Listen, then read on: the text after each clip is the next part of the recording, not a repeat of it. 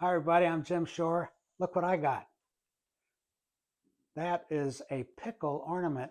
Do you all know the tradition of the pickle on Christmas morning? You do? Some of you don't? I'm going to tell you what it is. This is a tradition that goes way back. I think it's actually European in origin.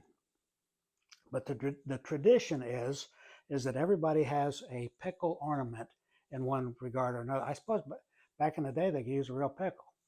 And they would hide it in the Christmas tree somewhere. Okay, like here, or stuck down in here somewhere. And the kids would come down on Christmas morning, and the first one to find the pickle got a special little treat. It might have been some special tart or a little toy or something like that, something special. And the kids always looked forward to that, and they were vying to find out who was going to find the pickle. So that's the pickle tradition on Christmas morning. And actually, we do it here. We do it here with the grandkids. And I could cheat, actually, because I know where the pickle is. But it's always something good and a lot of fun for the grandkids. Might be a tradition in your house going forward. And if it is, this is the pickle to do it with.